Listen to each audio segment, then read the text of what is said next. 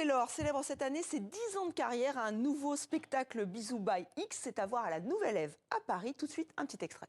La dernière fois que je passe pour un con, c'était parce que je connaissais pas le verbe français anoblir. Charlie, you know the verb? No, you're looking, tu connais, direct, j'ai vu ta tête, tu sais, anoblir is to be knighted. You know what the queen used to do, right? She knighted, right, anoblir, je connaissais pas le verbe comme toi, parce qu'on n'en a pas besoin en France.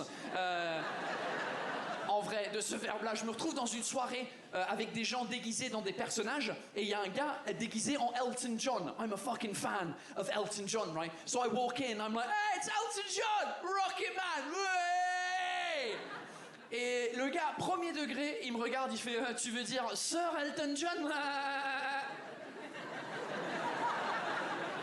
Fuck you, ok?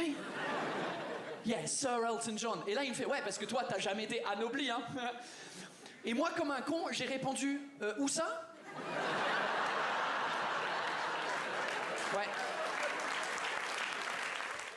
Et voilà, il est avec nous, Paul Taylor. Hello. Voilà. Hello. Donc, dans votre dernier spectacle, Bisous by X, vous renoncez à beaucoup de choses. C'est un peu votre Brexit. Ouais. Ouais, vu comme ça, ouais, c'est un peu le Brexit de mon concept de spectacle bilingue. C'est le 3e et ça fait 6 ans que je fais des spectacles bilingues. Et là, ça va être le dernier pour un moment, un peu la fin de la trilogie.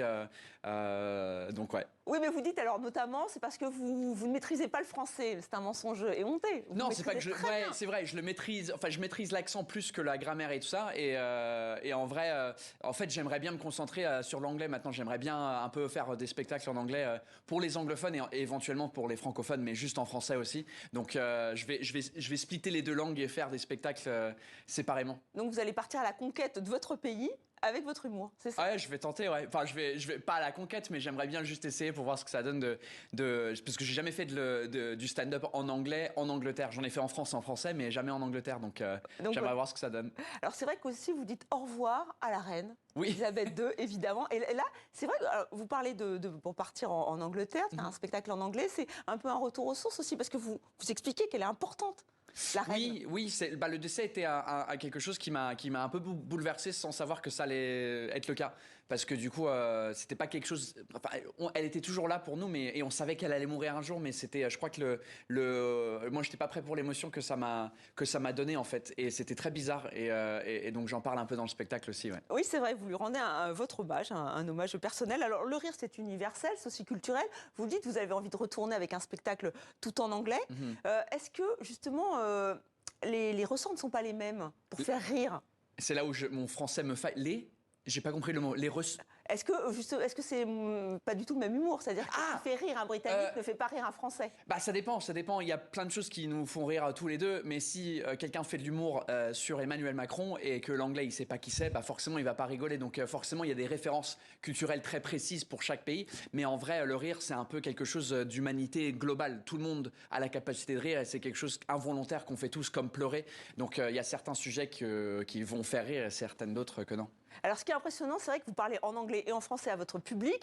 Vous n'avez jamais eu peur j'imagine, de perdre une partie du public. Et je voudrais surtout savoir, est-ce que vous pensez, 6 ans après, que les Français ont un peu avancé en anglais?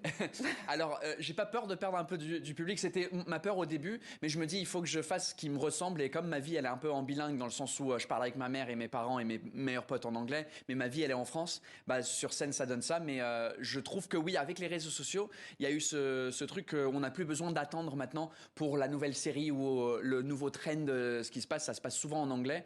Et je trouve que ouais, les Français se sont améliorés. Enfin, la nouvelle génération, les jeunes de 14-15 ans maintenant, ont un niveau d'anglais supérieur que les gens de 14-15 ans il y a 14 ou 15 ans. Alors Paul Taylor, vous amusez beaucoup des clichés et vous voulez en finir avec les clichés, vous le dites dans votre spectacle, et surtout, alors vous avez renoncé à beaucoup de choses, on l'a dit, et notamment à l'alcool, qui ne colle pas. Ouais, ah oui. C'est vrai que les gens me disent que c'est bizarre pour un Anglais d'arrêter l'alcool, mais j'ai arrêté l'alcool le jour où la reine est décédée. Voilà. Et voilà, et pour en savoir plus, allez voir le spectacle, donc c'est à la Nouvelle Ève, les jeudis, vendredis, samedis à 21h30 jusqu'au 1er avril, et après vous partez tout dans le monde entier, worldwide, on va dire ça comme ça. Thank you so much. Thank you, I appreciate it.